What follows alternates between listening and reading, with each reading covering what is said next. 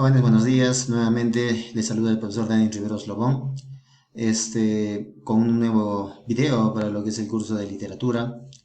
Este, Primeramente, mencionarles que este curso de literatura jovencitos empieza con el tema que vendría a ser literatura de la emancipación, que ya lo repasamos la semana anterior. Y ahora lo que nos toca hablar es uno de los próceres de esta independencia, que es pues justamente Mariano Lorenzo Melgar Valdivieso, ¿no?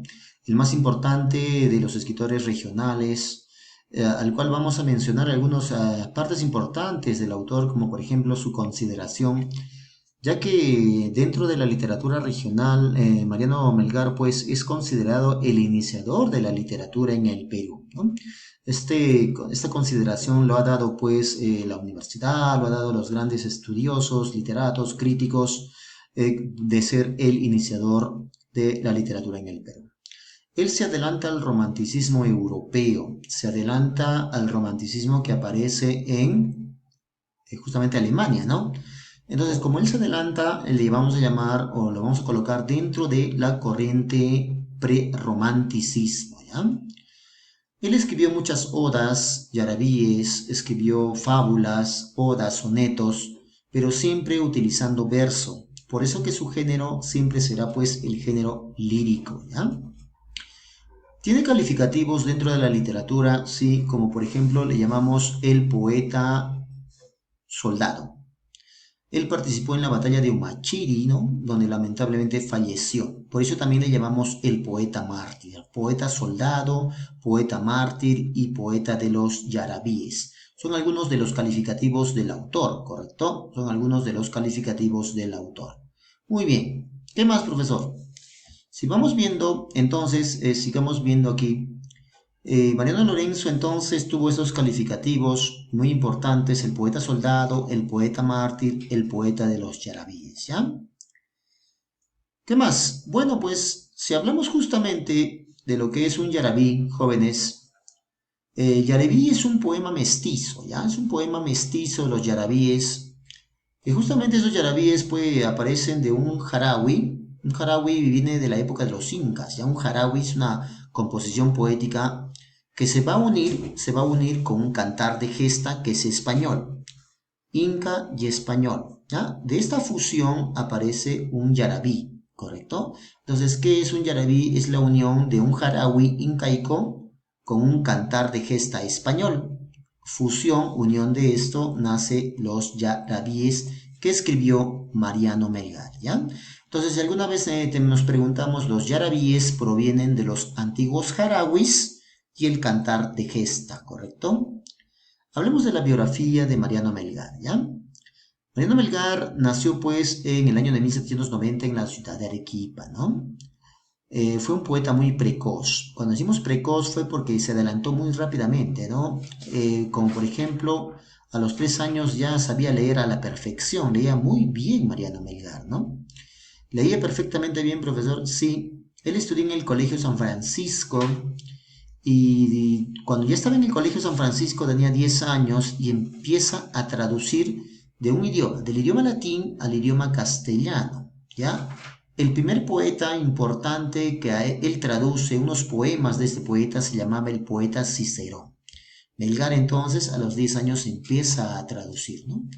Va creciendo y ya cuando tenía la edad de 17 años, ya en él nace pues una vocación sacerdotal. Quería ser sacerdote, pero para esto ya había conocido a María Santos Corrales, que era una prima de Mariano Melgar, de la cual pues Melgar se enamora, ¿sí?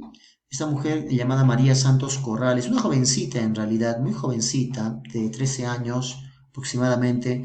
Hay que recordar que este amor que tuvo Melgar por María Santos Corrales era un amor pues platónico, ¿no? Entonces, él escribía muchas cartas, sonetos, ¿no? A María Santos Corrales, y para que la familia no se entere, entonces, lo que hizo Melgar es colocarle el nombre de Silvia, ¿sí? Pero en Melgar también nace, por otro lado, su vocación de ser sacerdote. Es por ese motivo que cuando tuvo 17 años, él ingresa al seminario San Jerónimo para ser sacerdote, justamente, ¿no? Dentro del seminario San Jerónimo, pues fue maestro, fue profesor de matemática, física, filosofía, ¿no? Como les dije, era un erudito, un sabio, muy rápido, él aprendía bastante, ¿no? Entonces fue profesor, pero como tenía ese amor por Silvia, la que él llamaba Silvia, su prima María Santos Corrales, abandona el seminario San Jerónimo, ¿no? Sale del seminario San Jerónimo y justamente por el amor que sentía por María Santos Corrales. Recuerden que María Santos Corrales pues es Silvia, ¿no? Bueno, sale del seminario San Jerónimo y la familia estaba en oposición, ¿ya? No quería que este amor platónico entre María Santos Corrales y Mariano Melgar, ¿no? Entonces lo que hace la familia es separarlos, los separa. Para eso la familia de Mariano Melgar lo envía a Lima a estudiar Derecho, ¿ya? En Lima estudia Derecho. En la Universidad Nacional Mayor de San Marcos, estando en Lima, él aprovecha, ¿sí?, en publicar su única obra. Es la única obra. Porque Mariano Melgar, la única obra que publica es su primera fábula que se llama El Ruiseñor y el Calecero. El Ruiseñor y el Calecero. Ya que estaba en Lima, aprovecha en publicar su única obra, El Ruiseñor y el Calecero. Pero como tenía un sentimiento de amor a Silvia, demasiado era su amor por María Santos Corrales, decide regresar a la ciudad de Arequipa. Vuelve a Arequipa, regresa, pero lamentablemente por presión familiar ya pues Silvia había prácticamente dejado de escribir a Mariano Melgar, nunca de amar, pero sí de escribirle, entonces hubo una separación. Melgar sufre ese desamor, ¿no?, de Silvia, y es ahí donde Mariano Melgar empieza a escribir más, ¿no? Eh, Uno de los motivos de ingresar al ejército de Arequipa fue el desamor de Silvia. Pero Melgar también tiene una etapa donde él es muy, pero muy, que les digo, emancipador, ¿no? Él quería la liberación, la emancipación del pueblo de Arequipa, ¿no? Ese fue el motivo, su patriotismo, por el cual ingresa al ejército de Mateo Pumacagua y de los hermanos Angulo. Él ingresa al ejército, a Majes. Lamentablemente él no es un soldado, es un escritor. Y dentro del ejército de Mateo Pumacagua lo nombran auditor de guerra. Sí, él es el hombre que se va a dedicar a escribir. Solo se va a dedicar a escribir, pero a escribir obras. ¿Ya? A escribir obras. ¿Ya? Entonces estaba dedicado simplemente, pues, jóvenes, a lo que es la escritura acerca de la batalla, pues, ¿no? Que estaba a punto de estallar entre los españoles y entre los arequipeños, ¿no? Lamentablemente los arequipeños pierden, pues, la batalla, ¿no? Son apresados, muertos. En el caso de Melgar es apresado y fusilado el 12 de marzo de 1815, justamente en Humachiri, ¿no? En lo que hoy en día se llama la provincia de Melgar, en Puno, ¿no? Es ahí donde lamentablemente Mariano Melgar es fusilado, ¿no? Fusilado, profesor, sí, muerto el autor. Hay que recordar que recuerden muy bien que les dije que en Lima publicó, pues, ¿no? El Ruiseñor y el Calecero, porque la gran mayoría de sus obras son póstumas, ¿no? Aparecen después de su muerte, ¿ya? Las musas inspiradoras de Melgar, hay que recordar que primeramente fue Manuelita Paredes Guillén, ¿ya? Una de las musas inspiradoras de el autor arequipeño.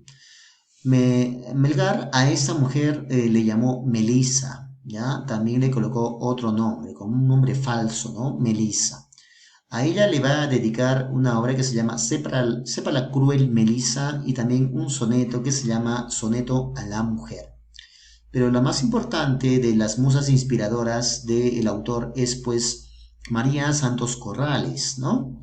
A la cual hemos dicho muy bien que le llamó Silvia, ¿no? Por problemas familiares. A Silvia le va a dedicar pues el soneto a Silvia, ¿sí? Y también la carta a Silvia, ¿no? La carta a Silvia es un escrito muy extenso, muy largo, donde le dedica muchos versos de amor, ¿no? Carta a Silvia o la epístola a Silvia es más extensa que el mismo soneto, ¿no? Estas son las musas inspiradoras importantes del autor, ¿no? Si queremos ver las obras del autor, pues tenemos los dos sonetos que hemos mencionado, soneto a la mujer y soneto a Silvia. Recuerden que el soneto a la mujer es dedicado a Melisa, ¿sí? Y el soneto a Silvia justamente a María Santos Corrales, ¿no? Como te dije, tradujo del idioma latín al castellano, como por ejemplo obras El arte de olvidar de Ovidio y la obra Geórgicas de otro autor, Virgilio. Ovidio y Virgilio son escritores latinos, o sea, vienen de la antigua Roma. Recuerda que en Roma pues hablan el idioma latín. Y eso es lo que traducía Melgar, ¿no? Estas traducciones también son parte de las obras del autor. Si quieres ver las fábulas, son 10 fábulas, pero yo te estoy mencionando aquí la primera que es El ruiseñor y el calecero, ¿sí? La última de las fábulas es La ballena y el lobo. Una de las fábulas más conocidas del escritor, la más conocida es El cantero y el asno, ¿ya? Y también mencionamos aquí sus odas jóvenes como Al conde de vista florida, a la libertad, al sueño, a la soledad, al autor del mar. Son sus odas más, las odas importantísimas del autor. Hay que recordar entonces que el soneto a Silvia, ¿sí? El soneto a Silvia eh, pertenece al pre-romanticismo como corriente literaria. Como son versos, su género es lírico, ¿no? Como especie es un soneto, ¿no? Puede ser un poema, una oda, pero en este caso es un soneto, ¿no? Mariano Melgar en el soneto a Silvia destila un amor único, un amor desmesurado, un gran amor por su musa María Santos Corrales. A pesar que la familia se oponía, él le declara su amor y nunca, pero nunca dejó de amarla, porque en el soneto a Silvia demuestra que la amó hasta el final, hasta su muerte, ¿no? Cuando lo fusilaron, ¿no? Es un amor ideal, un amor constante, un amor perenne, un amor que permaneció en el autor, ¿no? Nunca la dejó de amar, ¿no? Muy bien. Este sonetito de Mariano Melgar, pues chicos, está formado por dos cuartetos y dos tercetos, ¿no? Cuando tú unes dos cuartetos y dos tercetos, formas un soneto, que es el soneto a Silvia, ¿ya? Estos sonetos tienen que tener unos versos en decasílabos, o sea, tienen que tener 11 sílabas, ¿ya? 11 sílabas de arte mayor, ¿ya? Cuando decimos arte mayor es de 8 sílabas hacia arriba, ¿ya, jóvenes? Muy bien, entonces, recuerden entonces que el soneto a Silvia es el soneto más importante dedicado a su musa inspiradora. Como por ejemplo cuando nos dice, ¿no? En el primer verso dice, ¿no? Bien puede el mundo entero conjurarse. Es el primer verso del soneto a Silvia, ¿no? Bien puede el mundo entero confabularse, dice, ¿no? Bien puede el mundo entero unirse y para tratar de separarme de mi amada Silvia, pero no lo logrará. O sea, en este soneto se ve que Mariano Melgar amaba profundamente, un amor gran por Silvia, a pesar de las adversidades, a pesar de la separación, a pesar de la oposición de la familia, sobre todo de ambos, porque recuerden que tenían familiaridad, eran primos, ¿no? Eran primos y el amor de ellos era pues prácticamente un amor que no se podía dar, ¿no? Un amor imposible, ¿no? Por la sociedad, por la familia, etcétera, ¿no? Muy bien, jóvenes. Para terminar esta obra, el soneto a Silvia, que llega a tener entonces una cantidad pues de 14 versos, ¿no? Tiene que tener 14 versos, lógicamente, y todos los versos, chicos, deben de tener pues 11 sílabas. Si es que tú no puedes separar las sílabas, hay que utilizar un tipo de sinalefa que lo voy a explicar cuando nos encontremos pues ya en la conferencia virtual que vamos a tener la siguiente semana, porque la siguiente semana vamos a desarrollar un poco más y vamos a ampliar más acerca de Mariano Melgar, el mejor escritor de Arequipa, por algunos autores lo dicen así, y nos vemos hasta la siguiente oportunidad con este videito. Espero que les haya gustado. Hasta la siguiente, jóvenes.